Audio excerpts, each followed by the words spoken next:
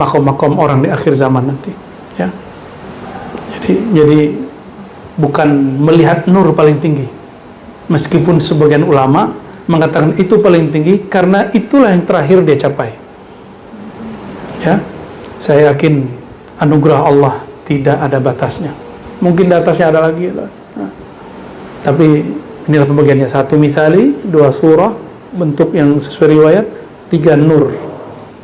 Dari tiga ini bertingkat lagi, ada nur ala nur, ada nur mutlak. Nah, gini kalau dibagi.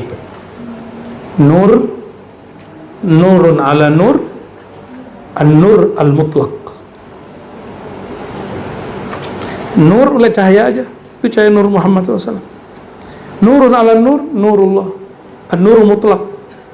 Tidak lagi disebut Ahmad, tidak lagi disebut Muhammad, disebut Nurullah, Nur Ahad mutlak, hanya Nur Allah saja, ya.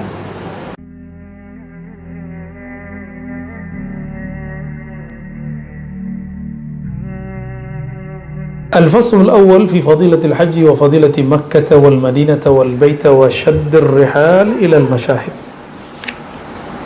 Gini.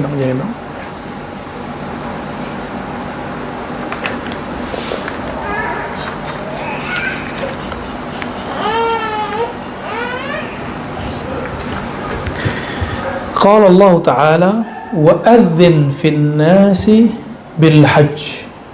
Azan itu artinya apa? Azan, pemberi tahuan. Wa adzin, maka serukan, beritahukanlah kepada manusia, bil hajj, fil nas, bukan fil mu'minin, bukan fil muslimat, bukan muslimin muslimat, mu'minin, itu fil nas, semua. Bil hajj, berarti haji itu amalan universal. Haji itu simbol universal, bukan tuh orang Arab doang, semua. Dan orang Arab tuh paling senang sama orang Indonesia karena gampang diatur. Paling sulit diatur tuh orang-orang seluar kita lah. Orang Nusantara ini suruh minggir, suruh pindah-pindah. Kalau kita ketemu, kita nggak usah sebut rasnya, ya. Tetangganya Saudi. Dia mau masuk, jalan sudah penuh ditutup oleh askar. Langsung ngomong-ngomong, itu lagi haji. Udah kayak setan sudah. Jadi setan mah di masjid setan aja, nggak ngaruh. Saya lagi nempel jamrah. Kita kan nggak ada tradisi doa habis nempel jamrah. Tapi teman-teman minta dipimpin doa, ya kita pimpin doa. Tahu-tahu ada orang mirip-mirip orang Mesir, tapi nggak tahu itu orang apa orang-orangan. Apa kata dia? Hada la yajuzu du'a fi hadzal makan, hadza makan li syaitan. Apa nanti kok doa di tempat ini tempat setan. Saya mau debat, saya coba bilang, enggak, kami nggak doa ke setan kok, kami doa ke Allah. La yajuzu du'a. Ulang lagi, ingatlah, lewatlah satu ayat di pikiran kita, wala jidala. Wah, tidak boleh jidal dalam haji. Saya lihat muka dia nggak kayak orang. Kita sebut Allah jadi nggak berubah. Jadi setan itu disebut Allah nggak lari. Bisa dimainin sama dia. Ini kalau orang beneran saya baca ini pasti diam. Wala jidala fil hajj ya akhi. Itu aja ngomongnya. Nggak boleh jidal. Langsung dia begini. Pergi. Nggak tahu kemana perginya. Kalau dari bajunya baju orang Mesir. Ternyata orang Mesir itu punya kepercayaan kalau lempar jamrah tuh ngelempar setan. Jadi dia ngambil batu tuh. Kalau kita biasa aja ya. Ya. Nggak tahu ajaran, mungkin dapat ajaran-ajaran spiritual kali. Ya, jadi kalau ngelempar dianggaplah tempat itu tempat setan. Ya salam. Mina, tempat Jamrah Aqabah itu kota suci bukan? Kota suci bukan? Berarti di semua tempat kota suci boleh nggak doa? Mustajab nggak doa? Mau sebelum melempar, mau saat melempar, mau setelah melempar, nggak ada urusan. Nggak ada urusan. Itu bukan tempat syaitan. Itu tempat melempar batu. Jadi hati-hati juga. Kadang-kadang kajian haji ini ada yang horor juga. Betul, antum kalau di video itu lucu, ngambil batu kayak kesetanan. Saya mau bilang waktu itu, Asyaiton anta, cuma kan nggak boleh debat. Setan tuh ente, orang doa kok dilarang-larang. Iya. Tapi untung ayat itu cepat lewat di pikiran kita. Allah juga lah yang mengilhamkan ya. Maru'ya syaitan fi yaumi asghar wala ahqar wala aghyaz minhu yauma arafah wala aghyaz minhu yauma arafah. Syaitan itu tidaklah pernah dilihatkan hari yang paling bikin dia marah melebihi hari Arafah. Karena di hari itu semua Tuhan-Tuhan yang diciptakan dalam pikiran orang rontok. Yang tadinya membanggakan jenderalnya, rontok jenderalnya. Yang tadi Tuhannya netizen, hilang netizennya. Yang tadinya kata punya link orang-orang Mekah untuk ngurusin di Arafah, hilang semua itu. Maka syaitan menangis di hari itu, berteriak di hari Yaum Arafah. Nggak lolos jebol di Arafah, di Muzdalifah itu copot. Makanya haji itu ada candunya. Jika syirik khafi itu copot, rohani bebas. Inilah yang membuat orang merasa rindu mau haji umrah. Ya, kayaknya belum sempurna. Emang belum sempurna. Tuhannya tadinya netizen. Pemirsa, kami ini belum makan sehari semalam, ya kan? Emang sedih sih, cuma ngapain ngadu ke pemirsa?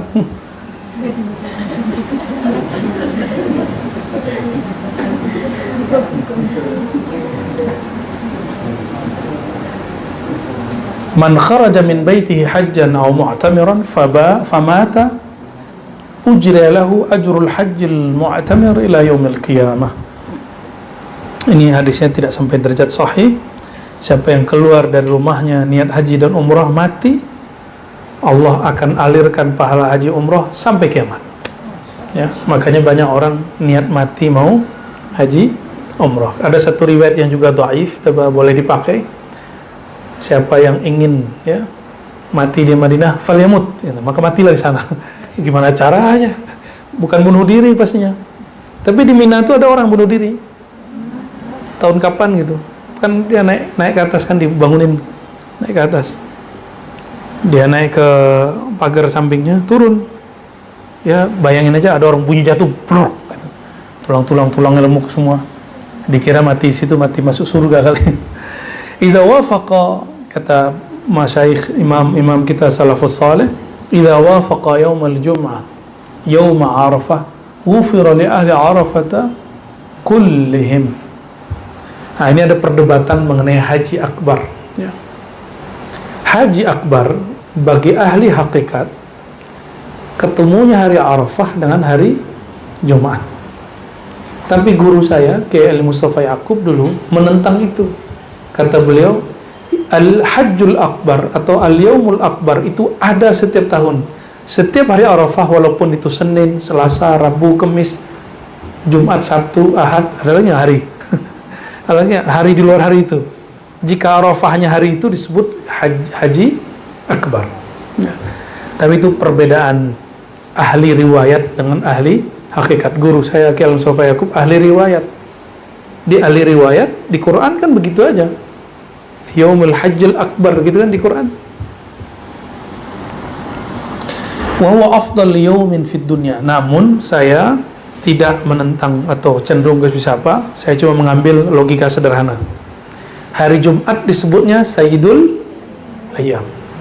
Sayyidul Ayyam itu penghulu hari. Dari setiap tahun hari yang paling mulia hari Arafah. Jika bertemu dua mulia, hari Jumat dan hari paling mulia, maka akbarnya double. Jadi dua-duanya kita sebut hari akbar. Jadi setiap hari Arafah haji akbar. Namun jika ketemu Arafahnya dengan hari Jumat, itu akbarnya darajatain, 2 derajat. Nah, begitu kita jamak kaulnya ya.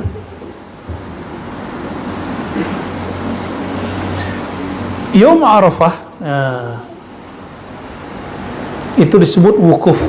Wukuf secara bahasa Arab waqafa.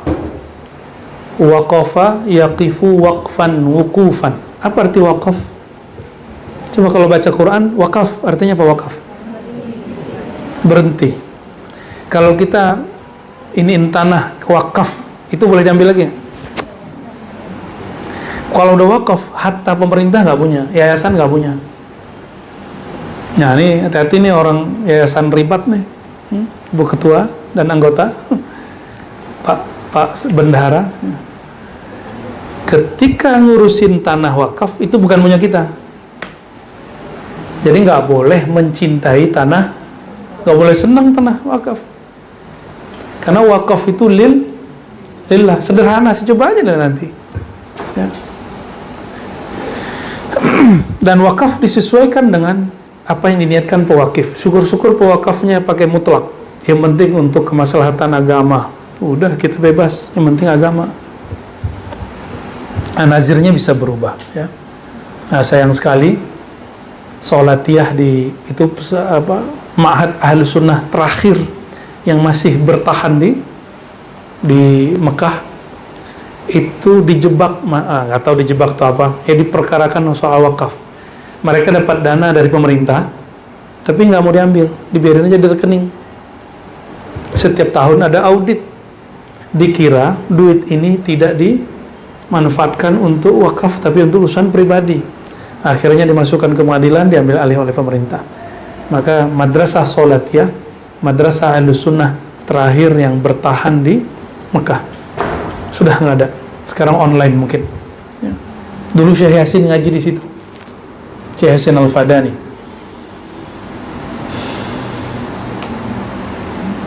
Kata Nabi sallallahu alaihi wasallam, riwayat Imam Baihaqi, Hakim dan Tabarani, Allahumma ighfir lil haji wal man istaghfar lahul haj. Kenapa dalam tradisi kita mendatangi orang baru pulang haji? Apa rahasianya? Nabi pernah doa, hadis Imam Hakim, Baihaqi, Tabarani. Pada doa Nabi, ya Allah ampunilah orang yang haji dan ampunilah orang yang didoakan ampunan oleh orang yang sedang haji atau sudah haji. Aneh aja, nggak tahu diampuni apa enggak ya. Mahar.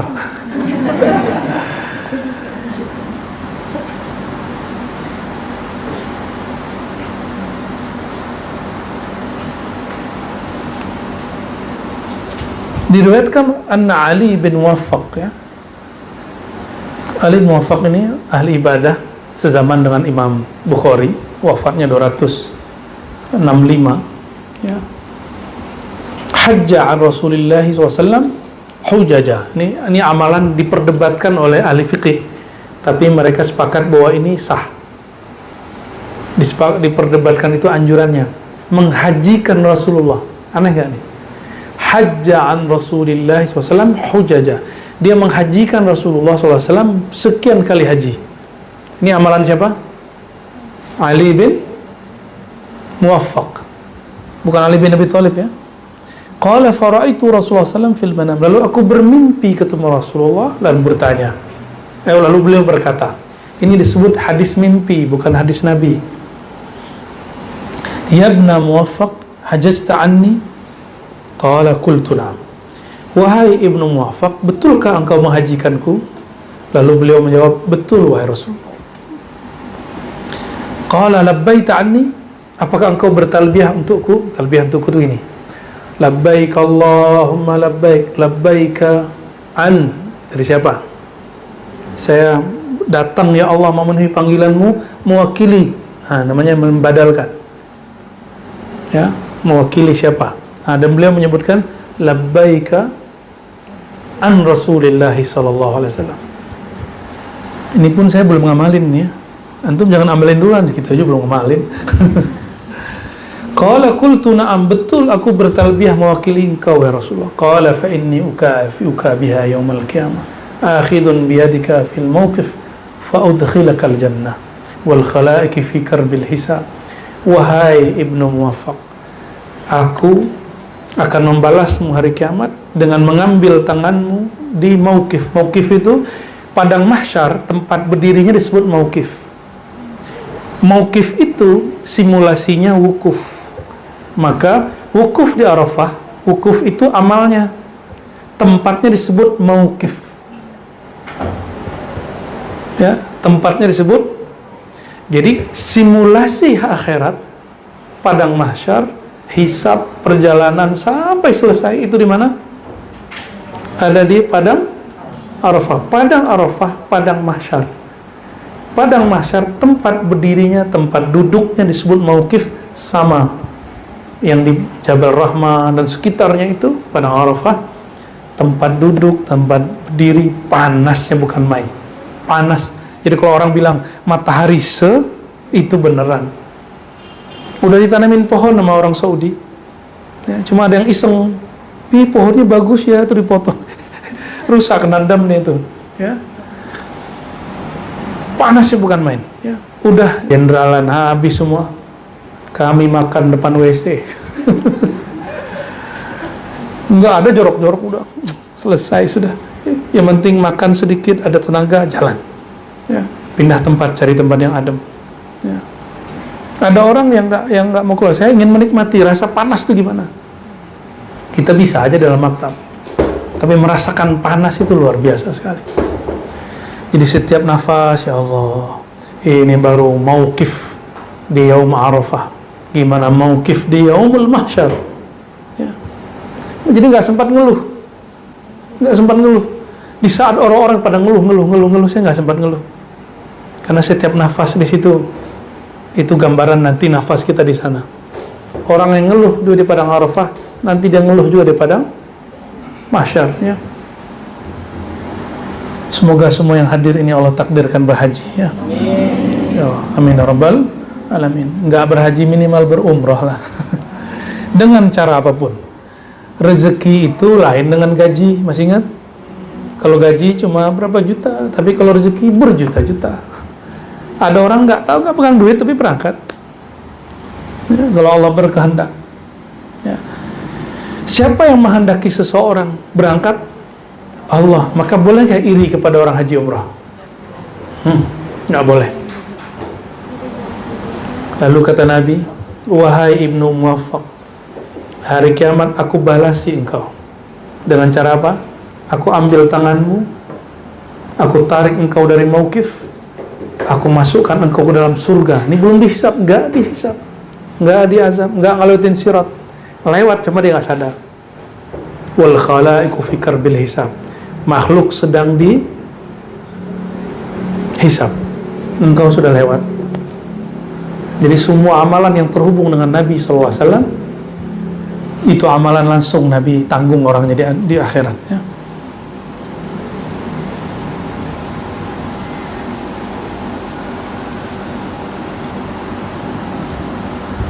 Inna Allah wa'ada al-bait ay yahujjahu fi kulli sanah 600,000 fa in naqasu akmalahum Allah bi malaikatihi.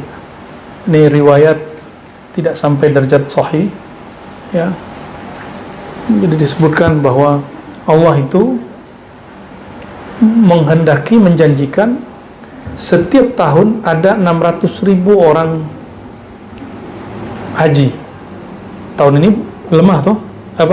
Udah lebih toh? Udah berapa sekarang? 2 juta. Berarti riwayat ini hanya menunjukkan banyak. Ya. Jika kurang, Allah sempurnakan dengan malaikat. Maksudnya hati-hati. Kalau lagi tawaf, kadang bukan orang itu. Kalau lagi wukuf, ketemu orang itu bukan orang itu kadang. Ya. Apa dalilnya? Jika di Bani Israel dulu sering muncul malaikat bertubuh manusia, apalagi di akhir zaman. Ya. Wa innal ka'bata tuhsyaru kal arus ilal mauqif. Ka'bah itu dihimpun seperti arus, ya, seperti mahliganya orang-orang yang pengantin il mauqif, ke tempat wakaf, ya, tawukuf. Fa kullu man hajjaha yata'allaq bi astariha yas'auna haula hatta tadkhul jannah fayadkhuluna ma'aha. Ini cuma menyebutkan fadilah manasiknya, ya.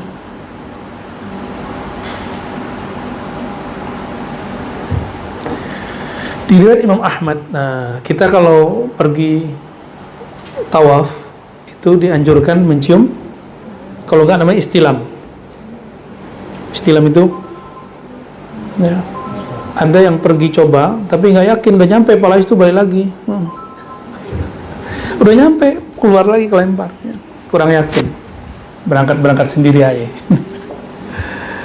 Ya. Itu surga punya batu. Salah satu nama batunya batu yakut. Bukan Gus Yakut ya. Gus Yakut kemarin marah-marah ke orang Masyari'. Alhamdulillah, bagus. Itu Hajar Aswad dulu putih, bening, seperti yakut min yawaqitil jannah. Di hari kiamat dia akan dibangkitkan Allah, bisa bicara, bisa menyaksikan, bisa bersaksi untuk orang yang istilam dan menciumnya. Tapi saya mau tanya, lebih mulia Nabi Muhammad atau batu Hajar Aswad? Kira-kira yang membuat Hajar Aswad dicium siapa? Nabi Muhammad SAW. Yang membuat padang Arafah yang terik itu jadi mulia, orang datang dari mana siapa? Rasulullah. Mina, Muzdalifah, Mina, semuanya. Kalau Nabi nggak injek, nggak manasik di situ, nggak ada orang. Maka adab orang berhaji umrah, ziarah. Jadi walaupun ziarah itu tidak wajib secara hukum fikih, tapi wajib secara hukum adab. Ziarah Nabi Muhammad sallallahu alaihi wasallam.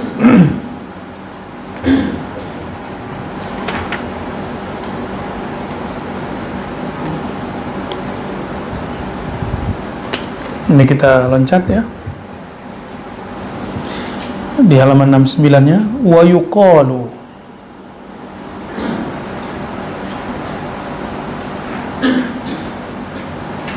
la taghribu syamsu min yawmin illa wa yatufu bihadha al-bayti rajulun min al-abdal wa la yatlu'u al-fajru min laylatin illa tafa bihi wahidun min al-awtad. Tidaklah terbenam matahari suatu hari, setiap hari, kecuali ada yang tawaf di Baitullah itu seseorang yang disebut wali abdal. Wali, coba lihat musim pandemi, ada orang yang tawaf itu nggak? Siapa? Nggak ada kan orang tawaf. Terus yang kelihatan di dalam itu siapa? Cuma cleaning service, orang-orang Bangla itu. Orang Bangla, orang Indonesia juga ada 1-2.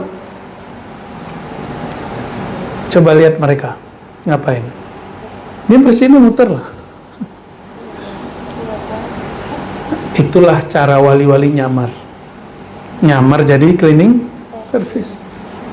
Nggak boleh. Sekali aja nggak ada orang tawaf hari itu, ya kiamat dunia. Kiamat dunia, rusak dunia sudah. Pondasi alam rusak. Tidaklah terbit fajar dari malam hari, meninggalkan malam hari, kecuali tawafa bihi wahidun minal autad, kecuali ada wali autad yang tawaf di situ. Agak hati-hati kalau tawaf itu, nggak boleh buruk sangka ke siapa aja. Keteknya bau, cuek aja.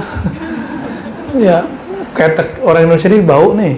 Wah, mereka itu lebih bau lagi. Ya. Bau ketek. Ya. Apalagi masuk maktabnya orang, nggak usah sebut ras lah ya. Semuanya laki perempuan sama. Ya, semua ya, bagian ini kan bagian-bagian berkeringat. Itu bagian paling bau. Paling bau. Duh, Masya Allah. Pas lagi tawaf, kan laki-laki dibuka. Ada yang kesundul masuk situnya. Dapat bau harum dia. Maulana Khalid yang Naqsyabandi, dia pernah suuzon kepada orang yang kakinya diselonjorin. Orang tua, kakinya gak kuat, kakinya selonjorin. Lagi tawaf hatinya ngomong, tua-tua keladi, tua-tua gak tahu diri. Masa di Masjidil Haram, di depan Ka'bah, kakinya selonjoran ke Ka'bah. Dia gak tahu siapa yang duduk itu. Bahwa yang duduk itu Nabi Allah Khidir.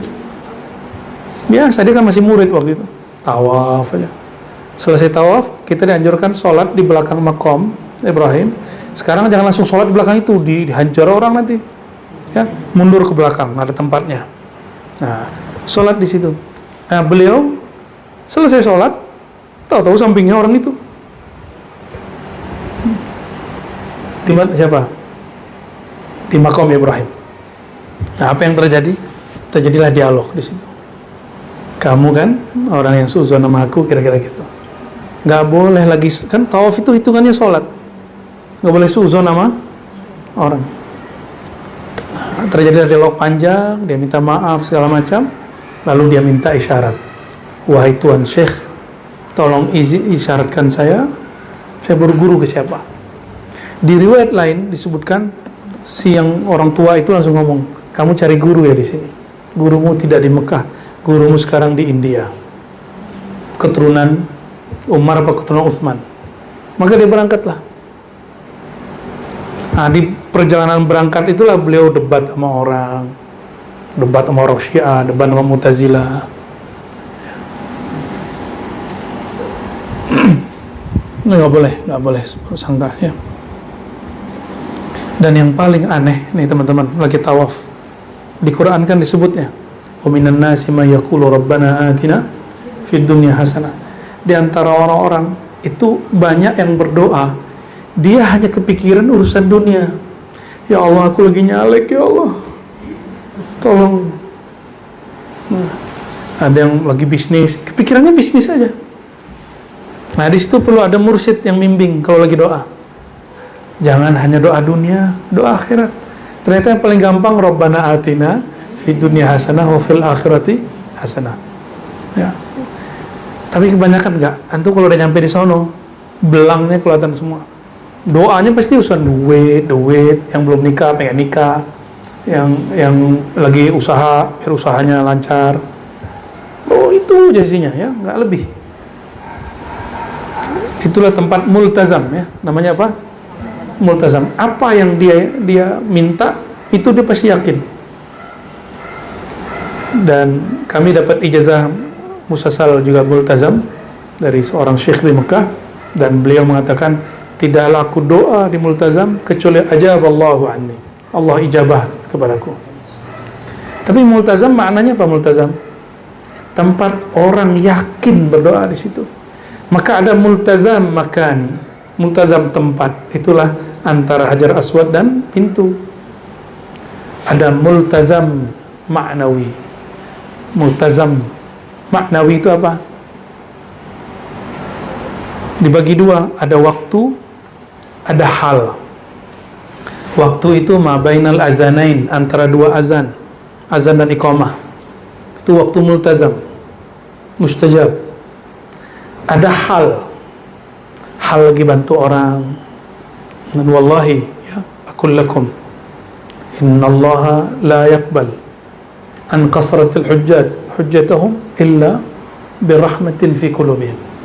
Kebanyakan haji nggak diterima kecuali karena ada rahmah di kalbunya. Dia lihat ada binatang dikasih makan, dia lihat ada orang kehausan, dia bagi. Aslinya haji dia nggak diterima, tapi karena ada rahmah nama Allah dalam dirinya, dia bagi, itu diterima, langsung diterima. Ada yang cuma senang mikirin sendiri, nggak mendoakan orang lain, dia cuma mendoakan diri sendiri. Nah, coba lihat, sebesar apakah kolbu seorang mukmin, sebanyak apakah hamba yang dia doakan. Luasnya nggak kolbunya? Kalau luas, pasti doanya nggak dirinya, orang tuanya, anaknya. Dirinya doa kawin, itu ya, dia kawin, ujungnya kawin. Tapi kalau orang yang luas kolbunya, doanya dirinya, orang tuanya, gurunya, kawannya, anaknya, pasangannya, semua orang. Itu yang disebut wali. Mau jadi wali Allah nggak? Tanpa bayat. Mau jadi kekasih Allah tanpa bayat? Setiap hari mendoakan umat Nabi Muhammad SAW. Itulah yang dimaksud oleh Nabi Khidir. Siapa yang baca doa ini, diriwayatkan Imam Suyuti, maka dia diangkat menjadi wali abdal. Allahummarham ummata Muhammad. Ya Allah, sayangilah umat Nabi Muhammad. Allahumma astur ummata Muhammad. Ya Allah, tutuplah aib umat Nabi Muhammad. Maka kalau ada aib saudara kita tutup. Jangan hanya doa doang, ya. Kalau suka buka aib orang, suka nge-share aib orang, itu orang nggak jadi wali. Wali setan ya. Senang mengeksploitasi keburukan orang. Hati-hati yang kerja di infotainment. Sekarang nggak perlu infotainment. punya channel YouTube bisa ungkap aib orang, ya, pengen nebeng masyhur, ya. Ada orang masyhur dengan membuka aib, itu betapa hinanya kemasyhuran dia, ya. Betapa tidak ada rahmah di kalbunya, ya. Senang kalau ada orang masalah gitu, ada masalah diekspos. Makanya saya nggak pernah komentar kan tentang Panji Gumilang, ya. Baru hari ini nyebut nama dia. Saya cuma berpikir kalau aku di posisi dia pasti nggak enak. Kita cuma doakan semoga pemerintah bijak, jangan hanya ikuti ulama-ulama bernafsu, ulama-ulama dunia, ulama-ulama yang seneng kalau ada orang punya salah hajar habis-habisan. Ulama akhirat nggak begitu. Ulama akhirat, ulama di kolbunya rahmah. Kalau salah bimbing, kalau kurang sempurnakan, kalau dia menyimpang secara ideologi luruskan, bukan kemudian dihancur-hancurkan, ya. Kita doakan yang terbaik untuk saudara-saudara kita. Semua orang kan berjuang tergantung keyakinan dia. Kebetulan si Syekh Panji Gumilang ini dia merasakan itu yang benar menurut dia, ya. Kalau itu salah kita bimbing. Ada orang dibimbing lewat diskusi, bukan dibully. Orang dibully tambah anarkis, tambah kenceng dia ngelawan. Nah, inilah bedanya kita antum kalau sudah dapat nur rahmah, nur Muhammad sallallahu alaihi wasallam. Jadi apa ciri-ciri dapat nur Muhammad? Ada rahmah di kalbu, ya. Coba bayangin, antum punya lembaga dibully orang tiap hari, senang nggak? Coba sekarang bayangkan posisi kita kayak dia. Oh, emang sesat? Iya. Kalau sesat terus mau diapain? Mau kita bakar tempatnya? Mau kita bunuh dia? Mau kita permalukan dia? Emang begitu umat Nabi Muhammad SAW? Nggak begitu. Maka saya udah beberapa kali itu, dari bulan kapan saya ngomong, kalau ada mohon maaf senior-seniorku, kakak-kakakku, guru-guruku, teman-temanku di MUI, ya, jangan senang ungkap kesesatan orang. Seharusnya membimbing orang kalau orang salah. Orang nggak usah bimbing, ya kapan kamu bimbing? Bimbing dulu, coba dulu. Jadi ada ulama tuh tugasnya nyari-nyari kesalahan orang aja. Ulama juri namanya. Dia lupa sama aib di dirinya. Bukan ulama rahmah. Nah, kalau yang disebut wali Khidriyah itu apa? Orang yang Allah mastur. Dia berdoa apa doanya? Allah mastur ummat Muhammadin SAW. Ya Allah, tutuplah aib umat Nabi Muhammad sallallahu alaihi wasallam. Ya. Lalu yang terakhir, Allah mansur ummat Sayyidina Muhammad SAW. Ya Allah, bantulah umat Nabi Muhammad sallallahu alaihi wasallam. Ya. Jadi teman-teman, itulah yang disebut sifat wali abdal. Sifat wali abdal, ya. Dan ini dinukil dari Imam Suyuti. Imam Suyuti mengatakan inilah doa Nabi Khidir. Siapa yang bacanya Allah angkat dia menjadi wali Allah abdal. Jadi ciri-ciri wali abdal tidak menyimpan sedikit pun kebencian kepada umat Nabi Muhammad sallallahu alaihi wasallam. Ya. Kesel sih boleh, tapi jangan berlarut-larut gitu, ya. Ya, keselnya bentar aja, hapus, ya, tutup lagi. Wa idzan qata'a dzalika kana sabu raf'ihi min al-ard fa yasbihu an-nas wa qad rufi'atil ka'bah la yura lahu atharun. Kalau nggak ada lagi yang tawaf, itu Ka'bah diangkat. Bangunannya masih ada. Terus yang diangkat apanya yang diangkat? Ruhul Ka'bahnya, hakikat Ka'bahnya, nurul Ka'bahnya. Jadi Ka'bah itu punya hakikatnya. Ada spirit yang Allah tanam di situ, ada nur yang Allah pancarkan di situ. Nah, kalau tidak ada lagi yang tawaf, maka akan diangkat ke tempat yang ada tawaf. Itu di langit, ya.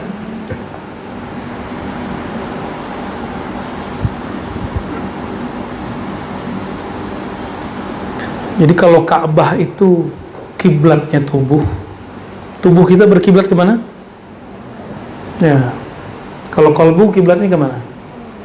Nama Allah. Maka siapapun orang yang fana dalam nama Allah, yang asik masyuk dalam kalam Allah, nama Allah, dia akan menjadi Ka'bahnya manusia. Ka'bah-Ka'bah kecil. Orang akan datang bolak-balik karena di kalbunya sudah ada Ka'batul Asma, Ka'bah nama Allah. Ya. Kalau Ka'bahnya ruh Ahmad. Ka'bahnya arwah, semua arwah itu bertawaf kepada siapa? Ruh Sayyidina Ahmad. Jadi ketika di ayat alastu bi rabbikum itu ruh lagi bertawaf. Yang pertama menjawab itu yang di tengah. Yang di tengah itu namanya ruh Ahmad. Bala syahidna. Di saat beliau menjawab, disitulah orang-orang ruh-ruh melihat. Ada yang melihat kepalanya, ada yang melihat tangannya, melihat kakinya. Nah, yang pernah melihat Nabi saat itu dia akan dikasih mimpi di sini. Jadi mimpi kita sekarang itu hanya mengingat yang dulu. Karena ini pernah lihat Nabi gak? Mungkin gak bermimpi sesuatu yang belum pernah kita lihat. Mustahil. Jadi otak kita ini dia punya keterbatasan, hanya mampu memikirkan, membayangkan, memimpikan sesuatu yang pernah dia temui. Dan jika ada orang bermimpi ketemu baginda Rasulullah SAW, itu hanyalah pertemuan yang diulang. Pertemuan yang dahulu yang diulang di sini. Kalau Allah zahirkan, maka adalah orang mimpi, tapi dalam keadaan jaga.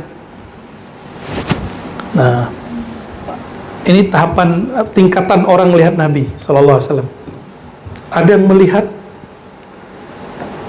permisalannya.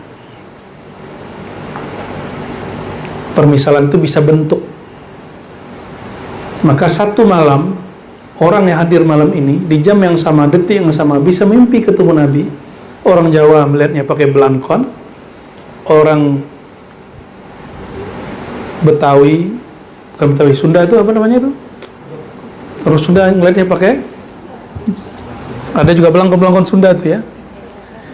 Mungkin kalau ada yang ngeliat pakai kopiah hitam ya. Ada yang melihat dirinya pakai kopiah hitam di hadapan Nabi. Itu ada yang begitu ya. Ada yang dirinya dipancarkan ke sana, ada yang nur sana yang dipancarkan ke sini. Macam-macam ya. Nah, ini disebut dengan ru'yah mithaliyah. Kata Imam Ghazali dalam Ar-Risalah Al-Laduniyah, apapun rupa yang kau lihat itu benar. Itu Rasulullah SAW. Tapi itu tingkatan pertama. Kalau orang mukmin lihat tambah iman, munafik lihat tambah munafik, orang kafir lihat tambah kafir. Apa dalilnya? Abu Jahal lihat Nabi Muhammad gak? Enggak. Dia cuma lihat Muhammad bin Abdullah. Dia lihat Muhammad bin Abdullah tapi tidak lihat Muhammad Nabiullah. Tingkatan kedua, melihat sosok yang sudah disebutkan dalam hadis-hadis Nabi. Nabi hijau, pakai merah marun, pakai serban, pakai khirqah. Atau khirqah? Jadi kain yang serban lalu ditutupin begitu. Tapi biasanya tidak akan sanggup melihat wajah. Ada yang melihat dari samping, dari depan, dari belakang. Biasanya yang melihat di belakang dia sedih. Sampai sekarang itu orang yang melihat dari belakang pasti bertanya-tanya, ya Allah, kenapa Rasulullah ada di membelakangiku? Berarti dulu dia di alam sana dia melihat punggung baginda Nabi Muhammad Sallallahu Alaihi Wasallam. Ada yang melihat tangannya berzahir, Sidi Ahmad Rifai, ya, yang meriwayatkan kitab ini. Sidi Ahmad Rifai berzahir lagi di Raudhah. Meskipun riwayat ini ditolak oleh Sidi Ahmad Al-Ghumari dan Sidi Abdullah, tapi diterima oleh sebagian besar ulama besar. Muridnya Sidi Abdullah Ghumari itu namanya Syekh Abdullah Harari, yang kemudian gerakannya disebut gerakan Ahbash oleh musuh-musuhnya, itu percaya. Ya, saya tanya lagi masyayikh-masyayikh yang lain, mereka percaya. Berarti ada orang yang dapat izin melihat tangan Nabi lagi keadaan jaga. Maka beliau dapat gelar Sahibul Yad Asy-Syarifain, Sahibul Yad Asy-Syarif. Orang yang melihat tangan baginda Nabi Muhammad Sallallahu Alaihi Wasallam. Itu sekelas Ahmad Rifai. Ada yang melihat kepalanya saja, ya. Ada yang melihat kakinya, Ada yang melihat jejaknya Imam Bukhari, melihat jejak Nabi dilihat jejaknya, terus dia ikutin langkah Nabi di mana, dia injak langkah itu. Besok pagi dia datang kepada gurunya, kata guru, ini ahli hadis loh. Kalau ada hari ini ahli hadis nggak percaya mau mimpi, ngaji Bukhari lagi deh ya. Kata gurunya, engkau akan menjadi orang yang paling sempurna mengikuti langkah Nabi Muhammad SAW. Maka Imam Bukhari, dia ngapain aja tiap hari, itu hadis Nabi. Dia miring, dia jalan, dia pakai serban, dia cara makan, itu semuanya hadis Nabi Muhammad SAW. Nah itu levelnya sudah level khawas, tadi awam. Yang misal itu disebut awam. Nah, yang level 2 ini bisa dilihat dalam keadaan jaga, bisa dalam keadaan mimpi. Sebenarnya semuanya mimpi. Karena bagi ahli rohani, mimpi jaga itu sama. Tapi itu terjawab nanti dengan ilmu gelombang otak. Ada orang gelombang otaknya bisa tenang, beta, theta, alfa, gitu ya. Ketika sampai ke gelombang mimpi, itu kan gelombang ketiga. Ada orang sanggup sampai di sana di saat dia sedang jaga. Di saat itulah muncul mukasyafah. Jadi kenapa nih yang berzikir nih nggak merasakan mukasyafah? Karena zikirnya tidak sampai di gelombang otak itu. Itu sebabnya tidak merasakan kedamaian. Ya, kan beta, theta gitu ya, alfa. Nah, gelombang yang kedua itu untuk masang, nah ini lagi ngaji itu yang kedua. Maka bisa ditanam. Kaidah-kaidah ilmu ditanam. Bisa fokus. Coba baca buku sendiri, kuat nggak? Pas dia dongeng begini, diceritain begini, disyarah begini, ada yang ngantuk. Nggak dibangunin, kenapa? Karena saat orang ngantuk-ngantuk pun, itu ada yang masuk. Makanya saya nggak pernah marah sama orang ngantuk, paling candain doang. Bisa membuat orang ngantuk, berarti suara kita diizinkan Allah menenangkan orang. Cuma sebagian dosen, sebagian guru marah, dia nggak ngerti. Suara dia itu merdu sebenarnya ya. Ini menghibur kemalangan dosen. Jadi apa yang terjadi pada baginda Rasulullah saat Sallallahu Alaihi Wasallam saat melihat sesuatu dalam keadaan jaga, gelombang otaknya itu pelan. Orang kalau tenang bisa melihat yang nggak kelihatan. Nah, itu ada di Thariqat Naqsyabandi. Ternyata gerakan ini sama-sama munculnya. Kita ngomong di sini Thariqat kami lebur kepada Thariqat Manhaj Al-Muhammadi atau Al-Khidri. Di sana di Afrika Utara muncul orang-orang Thariqat Qadiriyah. Mereka mengatakan hal yang sama. Cuma istilahnya Al-Manhaj Al-Muhammadi. Namanya Syekh Hamzah. Syekh Hamzah siapa namanya? Ya. Al-Qadiri ya. Kata beliau sama persis seperti di kitab juga. Dan persis yang menurut dia yang paling tinggi melihat nur.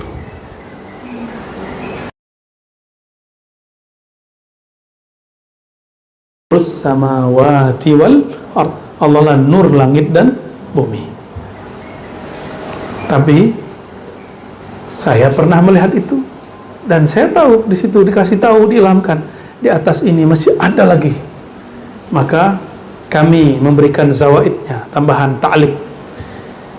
Walaupun sebagian masyayikh mengatakan melihat nur itu lebih tinggi, tapi di atas itu ada lagi nur, karena nurun ala nur. Ada nur berlapis nur, ada sumber cahaya. Barangkali itulah makom-makom orang di akhir zaman nanti. Ya. Jadi bukan melihat nur paling tinggi. Meskipun sebagian ulama mengatakan itu paling tinggi karena itulah yang terakhir dia capai. Ya, saya yakin anugerah Allah tidak ada batasnya. Mungkin di atasnya ada lagi. Nah, tapi inilah pembagiannya. 1 misali, 2 surah, bentuk yang sesuai riwayat, 3 nur. Dari 3 ini bertingkat lagi, ada nur ala nur, ada nur mutlak. Nah, gini kalau dibagi. Nur, nurun ala nur, An-nur al-mutlaq. Nur oleh cahaya aja, itu cahaya Nur Muhammad SAW. Nurun ala nur, nurullah. An-nur mutlaq. Tidak lagi disebut Ahmad, tidak lagi disebut Muhammad, disebut nurullah, nur ahad mutlaq. Hanya nur Allah saja. Ya. Itu secara nazariyahnya, teorinya, ya. Semoga di antara kita ada yang Allah izinkan mendapat anugerah itu. Itu anugerahnya nggak bisa dicapai-capai. Allah yang ngasih, nggak bisa diapa-apain. Ya.